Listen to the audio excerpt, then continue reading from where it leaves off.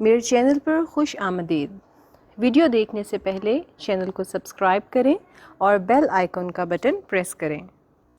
بسم اللہ الرحمن الرحیم۔ السلام علیکم ویورز۔ ہر انسان کے اندر اور باہر کچھ اس طرح کی وہ اپنے اندر آوازیں محسوس کرتا ہے کہ جس کی وجہ سے وہ مختلف رسپانسز دیتا ہے۔ ہمارے اندر کی جو آوازیں ہیں وہ ہمیں جو ڈائریکشن دیتی ہیں اس میں کیا فرق ہے، اور جو باہر کا شور ہے وہ ہمیں کس طرف لے کے جاتا ہے، آج ہم اس موضوع پر بات کرنے جا رہے ہیں۔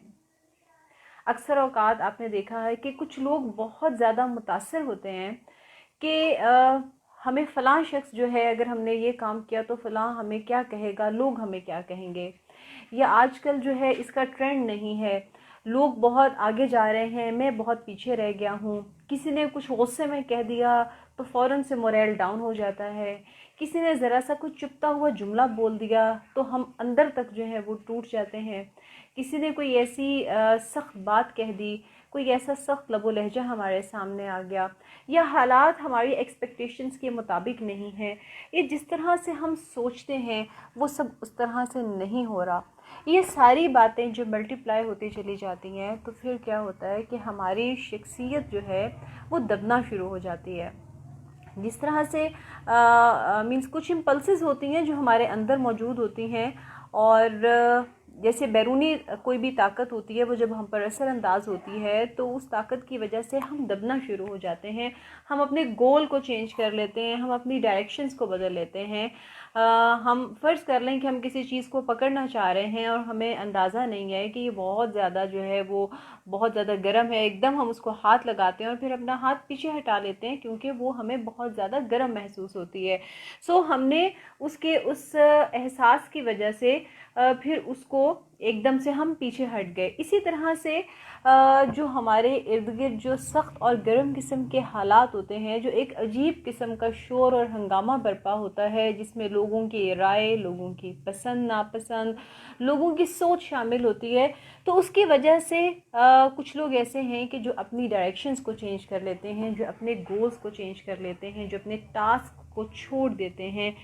ان میں پھر کیا ہے کہ وقت کے ساتھ ساتھ انکنسسٹنسی آ جاتی ہے،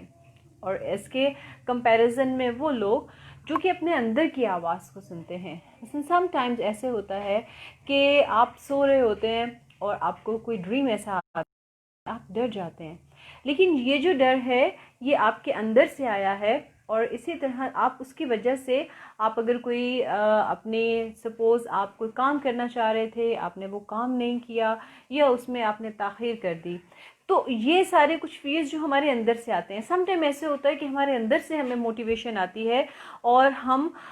کوشش کرتے ہیں کہ جو کام ہم نہیں بھی کر پا رہے ہیں اس کام کو کرنے کے لیے ہم زیادہ پرعزم ہو جاتے ہیں۔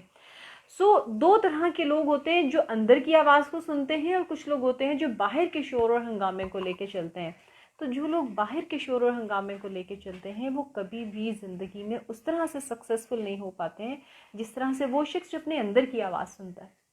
اب اس میں آپ کوشچن کر سکتے ہیں کہ اندر کی آواز اور باہر کے شور میں ڈفرینس کیا ہے؟